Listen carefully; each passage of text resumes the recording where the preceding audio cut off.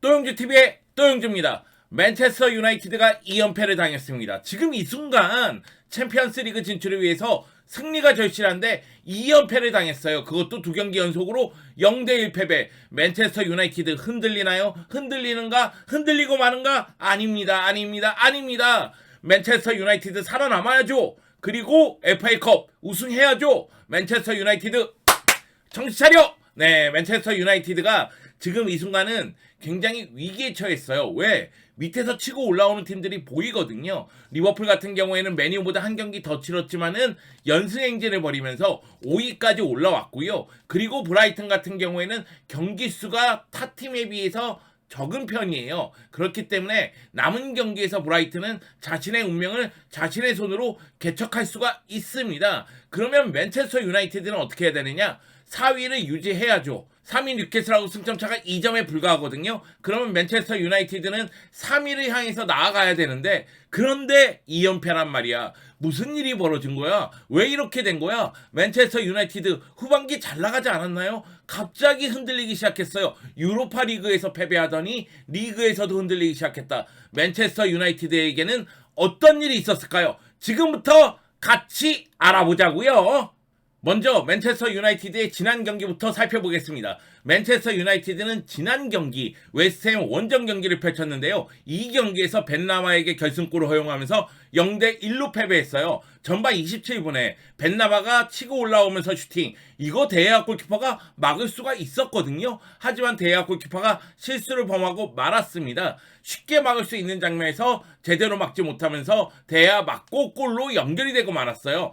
그러면서 결국은 맨체스터 유나이티드는 실점을 허용하고 말았죠. 물론 저는 경기당 한 골씩 실점할 수 있다고 생각을 합니다. 맨체스터 유나이티드의 수비 라인이 지금 정상적으로 가동되지 못하고 있으니까요. 그러면 그 이상을 넣어줘야죠. 그런데 최근 침묵하고 있어.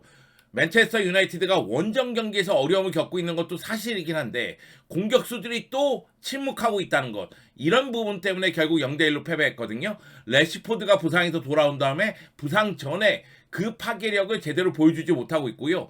베오르스트라든가 마샬, 안토니 모두 득점력에서는 아쉬움이 있는 편입니다. 그러다 보니 웨스트햄 원정에서 골을 넣지 못했죠. 물론 그 전 경기에서도 마찬가지예요. 그 전 경기 브라이튼전에서도 골을 넣지 못하면서 막판에 PK를 허용하고 그러면서 0대1로 패배했거든요. 맨체스터 유나이티드 수비 쪽엔 부상이 많아. 공격수들은 지금 정상 컨디션이 아닌 것 같아. 그러면서 원정 경기에서 어려움을 겪고 있는 거죠. 물론 이 경기는 데헤아 골키퍼가 실수를 실점했기 때문에 데헤아 골키퍼의 비판이 굉장히 많았습니다. 하지만 데헤아 골키퍼가 이후에 선방하는 모습이 있었거든요. 그러다 보니까 테나그 감독 같은 경우에도 그보다 프리미어리그에서 더 많은 클린시트를 기록한 선수는 없다. 그가 없었다면 우리는 이 위치에 없었을 것이다 하면서 데헤아를 옹호했고요. 에릭센 같은 경우에도 모든 사람은 실수를 한다. 이번 실수로 그의 활약이 없어지는 것은 아니다. 그러면서 데헤아에게 좀 더 힘을 내라고 이야기를 했습니다. 그런데 데헤아 골키퍼가 올 시즌에 실수를 범했을 때 실점으로 연결되는 경우가 4차례나 되거든요. 이거는 토트넘의 요리스 골키퍼와 함께 리그 1위 기록입니다. 이 얘기는 뭐냐면 데헤아 골키퍼는 실수를 최대한 줄여야 된다. 특히 지금 수비 라인이 정상 가동이 안 되니까 데헤아 골키퍼가 수호신 역할을 해야 된다는 이야기죠. 여러모로 아쉬움이 많은 경기였어요. 맨체스터 유나이티드 입장에서는 이 경기 승리했다면 3위로 올라갈 수가 있었을 텐데 웨스트햄 원정에서 0대1로 패배한 것, 그리고 공격수들의 득점력, 19개나 슈팅을 했는데 유효 슈팅이 4개에 불과했고 골을 넣지 못했으니까 아쉬움은 클 수밖에 없었던 경기였습니다. 자, 맨체스터 유나이티드가 웨스트햄전에서 패배하면서 2연패를 당했다고 이야기를 했습니다. 브라이튼전 같은 경우에도 막판에 PK를 내주면서 0대1로 패배하더니 웨스트햄전에서도 데헤아 골키퍼 실수로 0대1로 패배했거든요. 그러면서 2연패인데 사실 지금은 맨체스터 유나이티드에게는 굉장히 중요한 시점이죠. 왜냐하면 맨체스터 유나이티드는 4위 이상을 기록하면서 챔피언스리그 진출 티켓을 손에 쥐어야 되기 때문입니다. 그런데 밑에서 추격하는 팀들을 봤을 때는 맨체스터 유나이티드가 연패를 당하면서 흔들리고 있다는 거예요. 말씀을 드렸지만은 맨체스터 유나이티드의 공격수들 래시포드가 해결사 역할을 많이 해줘야 되는데 부상에서 복귀한 다음에 주춤하고 있다. 그런 이야기를 했고 또 수비 라인의 정상 가동이 안 되고 있다. 수비 라인 이야기를 잠깐 해볼게요. 수비 라인에서 부상 선수가 정말로 많죠. 무엇보다도 맨체스터 유나이티드의 주전 수비수 바란과 리산드로 마르티네스가 부상으로 시즌 아웃이 됐습니다. 그러다 보니까 수비 라인은 이렇게도 조합해보고 저렇게도 조합했는데 메가이어가 나왔을 때마다 수비가 너무 흔들리니까 결국 루크쇼와 린델레프로 중앙 수비를 구성을 했단 말이에요. 루크쇼가 레프트백이 아니라 센터백으로 기용되면서 만족할 만한 활약을 하고 있습니다. 그런데 왼쪽에서 중앙으로 루크쇼가 옮기니까 왼쪽이 문제입니다. 말라시아가 기용됐을 때도 아쉬운 모습이 있고 달로트가 기용됐을 때도 오른쪽보다는 왼쪽에서 활약이 좀 미비한 면이 있거든요. 그러다 보니까 맨체스터 유나이티드가 실점을 또 허용하고 있는 거예요. 골은 안 터지는데 실점을 허용하고 있다? 그러니까 결국 패배를 당하는 거 아니겠습니까? 이 상황이 지속이 된다면 맨체스터 유나이티드 입장에서는 챔피언스 리그 진출 티켓을 손에 쥐기 어렵습니다. 그래서 빨리 반전을 꾀해야 되는 상황입니다. 4위 메뉴와 5위 리버풀은 경기 수가 다릅니다.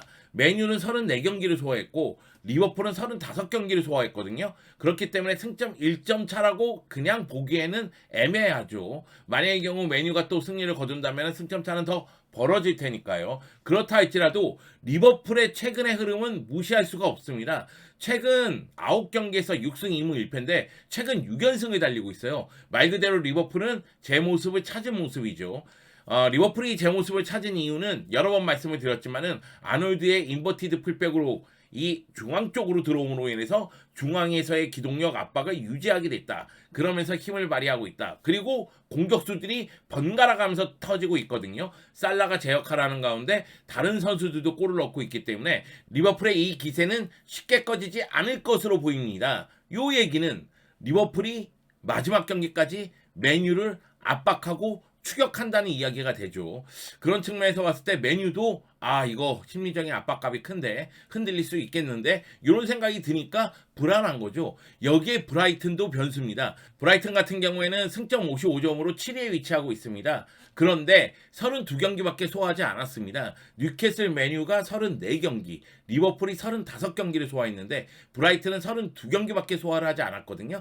그래서 남은 경기에서 모두 승리한다면 맨체스터 유나이티드보다 더 높은 곳에 위치할 수 있다는 이야기가 산술적으로 가능합니다. 물론 남은 경기 일정을 봤을 때는 강팀들이 있기 때문에 모든 경기에서 승리할 가능성은 떨어지죠. 그렇다 할지라도 데제르비 감독이 지휘봉을 잡고 나서 워낙에 상대를 끌어들인 다음에 뒷공간으로 들어가는 그런 모습이 효과를 발휘하고 있기 때문에 또 어떻게 될지 모르는 거예요. 그런 측면에서 봤을 때는 브라이튼이 말 그대로 순위에 요동칠 수 있는 변수를 만들지 않을까 그런 생각도 좀 듭니다.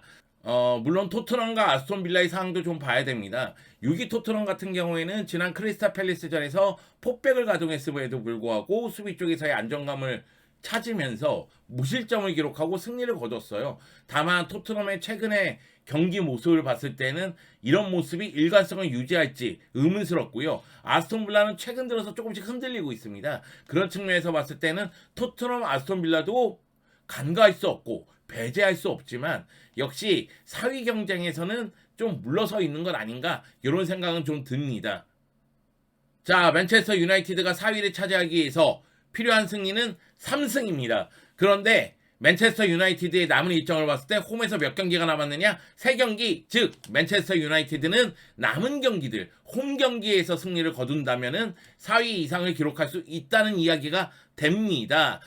맨체스터 유나이티드가 올버햄튼, 첼시, 풀럼을 상대로 승리를 거둘 수 있을까요? 지켜봐야 되겠죠. 그런데 리버풀 남은 일정 봤을 때는 레스터, 아스톤 빌라, 사우스햄튼인데 저는 리버풀은 지금의 기세를 이어간다면 남은 3경기 모두 승리를 거둘 수도 있다고 생각을 해요. 아스톤 빌라전이 상당히 어렵지만 홈에서 경기니까요. 그 얘기는 메뉴 입장에서는 남은 홈 3경기 모두 잡을 필요성이 있다. 요 이야기를 드리고 싶습니다. 말씀드렸다시피 브라이튼 같은 경우에는 남은 경기는 많지만 경기 일정이 쉽지 않습니다. 아스날, 뉴캐슬, 맨시티, 아스톤 빌라를 또 상대해야 되니까 브라이튼이 과연 변수를 만들 수 있을지 가능성은 떨어져 보이는 것이 사실이죠. 맨체스터 유나이티드가 남은 경기를 봤을 때는 3승 이상을 가져갈 필요성이 분명히 있습니다만 2승 2무를 기록한다 할지라도 리버풀과 골드식 브라이튼 결과에 따라서 순위가 그대로 유지될 수도 있습니다.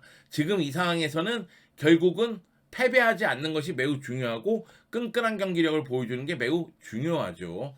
테나 감독은 웨스트햄전 이후에 우리는 아무것도 바뀌지 않았다. 우리 스스로가 상황을 쉽게 만들 수 있다. 3승이 필요하다고 얘기했습니다. 3승. 네.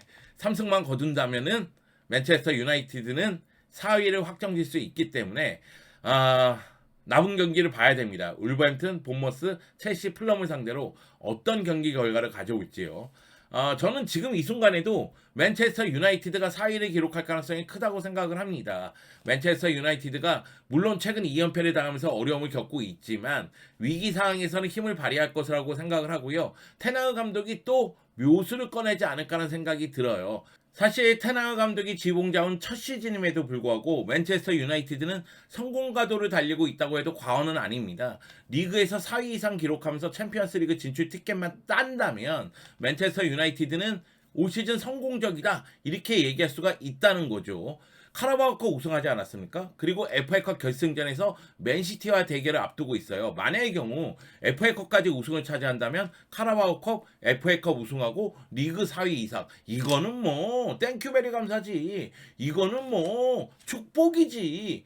네, 테나흐 감독이 팀을 잘 이끌고 있기 때문에 제가 생각하기엔 지금의 위기를 잘 벗어날 거라고 생각을 합니다. 그럼에도 불구하고 메뉴 얘기를 한 이유는 메뉴의 상황이 그렇게 녹록지는 않다. 메뉴 긴장해야 된다. 긴장해! 4위 유지하기 위해서는 최선을 다해야 된다. 최선을 다해! 그리고 4위 자리를 끝까지 지키기 위해서 노력해야 된다. 노력해! 이런 이야기를 하려고 방송을 찍었습니다. 여러분 감사합니다.